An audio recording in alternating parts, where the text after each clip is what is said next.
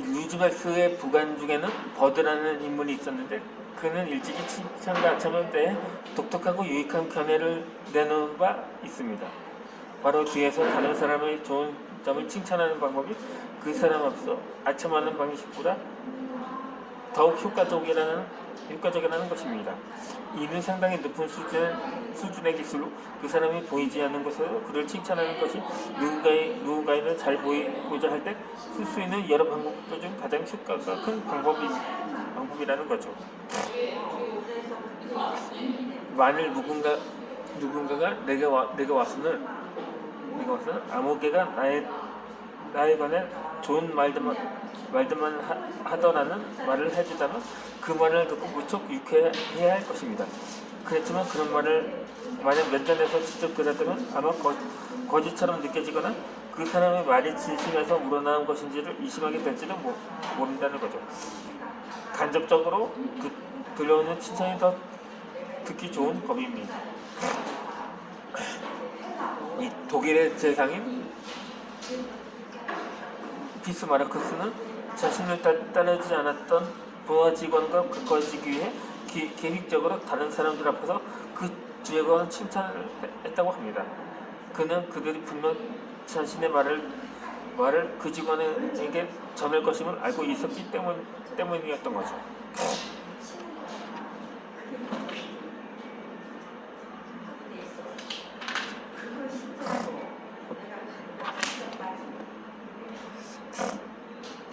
그렇게 제3자의 입을 통해 얻는 정보가 때로는 누군가와 처음 만난 자리에서 중요한 역할을 하기도 합니다.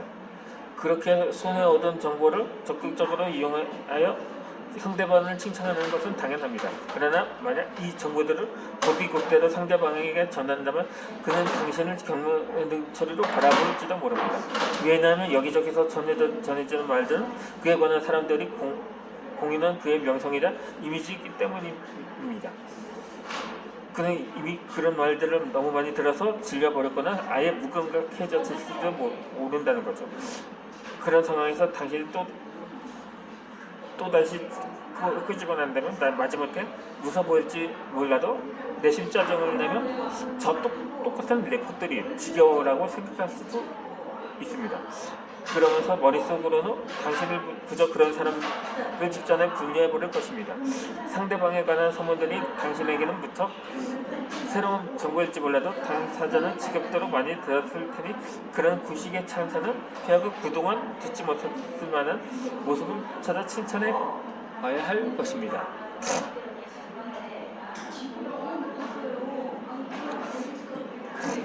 모 백화점의 패션복 매장에서는 한동안 여직원들의 태도를 탓하는 고객들의 불만이 끊이지 않았다고 합니다. 그때 매장 매니저의 회계 방식은 여느 사람들과는 달랐고 그 효과도 매우 놀라웠습니다. 그는 결국 판매자들을 질책하지 않았고 오히려 더욱 많은 칭찬을 해주었던 것입니다. 그는 고객에게 지적을 당한 직원에게 대개는 이렇게 말했습니다. 어떤 손님이 서비스가 먼저 좋았다고 칭찬하더군요. 앞으로도 계속 노력해 주시 바란다고 말입니다. 그러자 손님은 매우 예의가 바르다고 말하더군요 라고 하는 식의 칭찬이 거듭되다 고객을 대하는 직원들의 태도가 크게 개선되어 직원들은 어떤 고객을 맞이하건 간에 우는 얼굴로 됐고 업무 실적도 나날이 향상되었다고 합니다. 이 위의 예는 사람들의 심리를 파악한 교육 방법이라 할 수 있습니다. 일반적으로 누군가에게 당신은 이런저러한 단점을 고쳐야 한다는 훈계를 들었을 때 극단적인 경우 자신의 인격 자체가 매우 부정당했다고 생각하기 때문에 오히려 반발 심리를 일으키기 쉽습니다. 그러나 거기에 약간만 칭찬을 덧붙여 또 타드는 180도 달라질 수 있습니다. 만약 누군가의 결점을 바로잡고 싶다면 직접적으로 결점을 지적하기보다 그의 장점을 칭찬해 보도록 해보는 것도 좋습니다. 그럴 때 그는 자신의 장점을 더욱 발휘하는 동시에 단점을 고쳐나갈 수 있을 것입니다. 한 회사의 국장은 성격이 거만해서 초면인 사람들에게는 그와 가까이 하기를 꺼렸고 그의 딱딱하고 차가운 얼굴을 늘 사람들을 뒷걸음질하게 만들었습니다. 어느 날 타지에서 새로운 직원이 왔는데 국장의 성격에 대해 미리 전해 들었던 그는 국장과 마주치자마자 미소 띈 얼굴로 담배 한 백 개 피를 꺼내며 말을 했습니다. 국장님, 회사에 도착하자마자 누가 너에게 그러더군요. 국장님은 성격이 시원시원하시고 일도 열정적으로 하시는 데다가 동정심도 많으시다고 말입니다.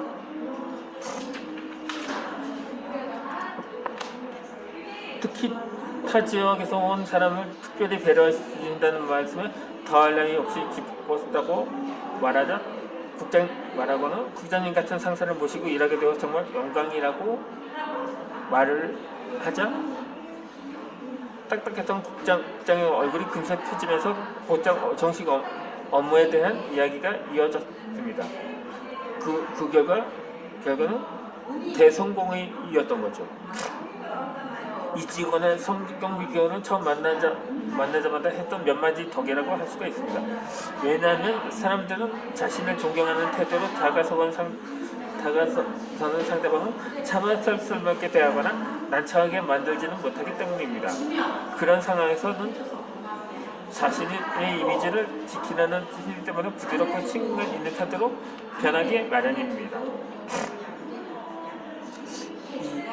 요컨대 칭찬은 다양한 상황에서 활용할 수 있는 만능 열쇠입니다.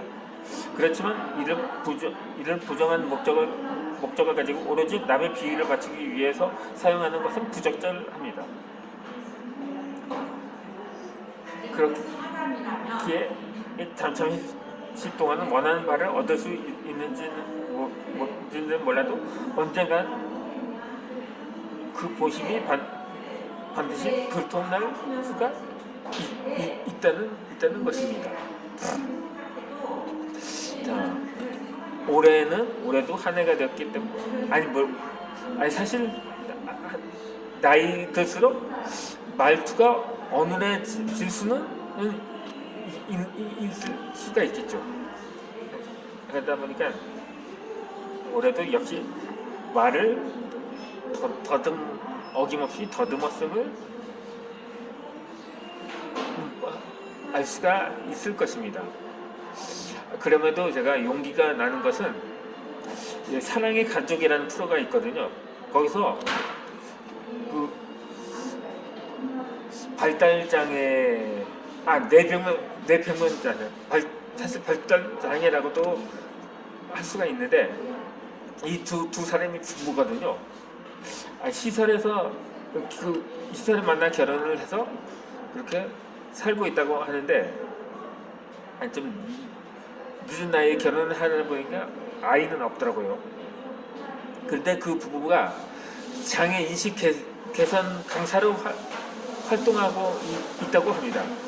물론 직접 원고를 집필하면서 자신 그 말을 이렇게 그런 대본을 읽으면서 강의를 한다고 하는데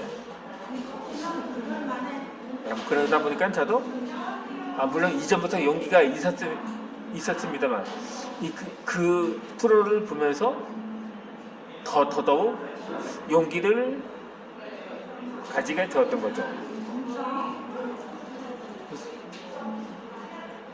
그러다 보니까는 저도 물론 그 타 영상에서는 말이 좀 번복되는데 그거 좀 개선해 나갔으면 좋겠다는 댓글도 봅니다. 그러다 보니 지금까지 그래서 이렇게 준비를 해가면서 말을 합니다만 아직 내가 선천적이다 보니까는 그게 쉽게 개선되진 않을 뿐인 거죠.